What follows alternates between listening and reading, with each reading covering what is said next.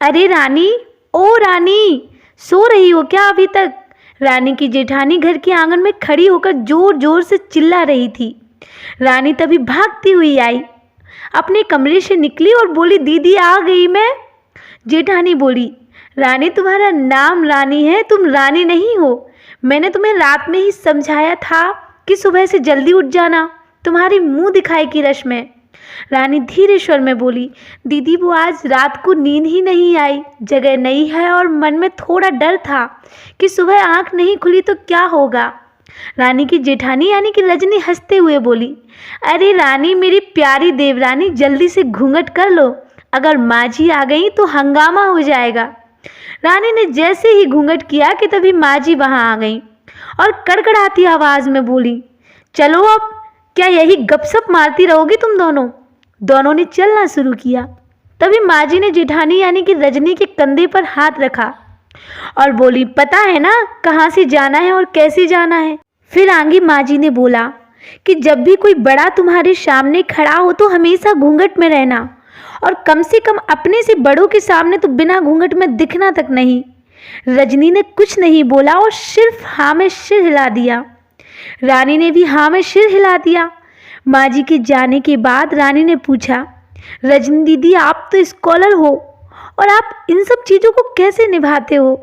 रजनी मुस्कुराई और बोली कि मैं तेरे जेठ जी से बहुत प्यार करती हूँ, इसलिए अभी तक चुपचाप सब चीज़ें निभा रही हूँ।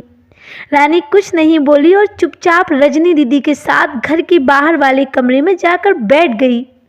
वहाँ पर एक पड़ोस की आंटी जी बैठी थी। वो बोली, ये कैसी बहू आई है, ससुर जी सामने खड़े हैं और ये यहाँ बैठी है।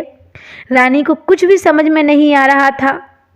फिर रजनी बोली कि आंटी जी अभी ये नई बहू है, यहाँ के रीति रिवाज सीखने में थोड़ा समय लगेगा। थोड़ी देर में रजनी रानी को वहाँ से उठाकर उसके कमरे में छोड़ आई। 6 महीने तो यूं ही छोटी छोटी बातों में बीत गए। फिर एक दिन रानी अपने पति राहुल के साथ साड़ी लेने मार्केट गई। राहुल का फ़ोन बजा, वो दुकान से बाहर बात करने चला गया। साड़ी की दुकान पर रानी बेधड़क होकर साड़ियाँ देख रही थी। तभी साथ में बैठे एक अंकल जी खांसे। एक बार खांसे, फिर 2 बार और फिर 3 बार खांसे। रानी ने साड़ी वाले भैया से बोला कि भैया इन अंकल जी को पानी दे दो, बहुत खांसी हो रही है इन्हें।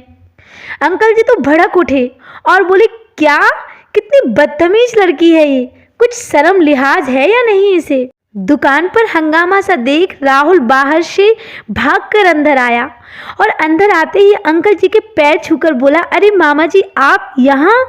रानी घबरा के दुकान से बाहर निकल आई और एक लंबा घूंघट लेकर गाड़ी में बैठ गई।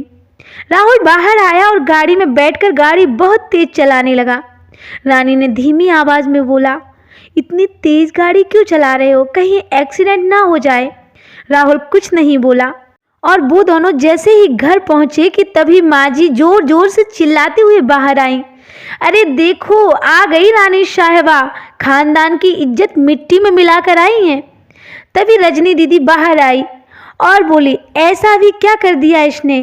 फिर वो आगे बोली, अरे माँ जी मेरी शादी को 6 साल हो गए, मैं अभी तक मामा जी को जानती तक नहीं कि ये कैसे हैं, फिर ये कैसे जानेंगी माँ जी?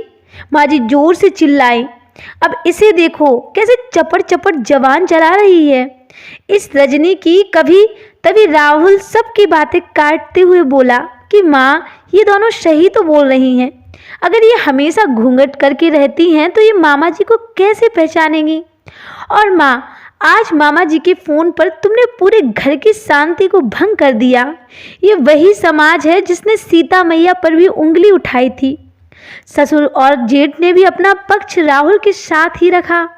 माँ जी थोड़ी देर सोचने के बाद वापस रजनी और रानी के पास गईं और बोली कि तुम दोनों को अपनी मर्यादा पता है, मुझे उम्मीद है कि तुम कभी भी मेरा सर शर्म से नीचे नहीं झुकने दोगी। फिर रानी ने कहा, माँ जी हम एक ही परिवार के सदस्य हैं और हमें हमेशा साथ रहना है।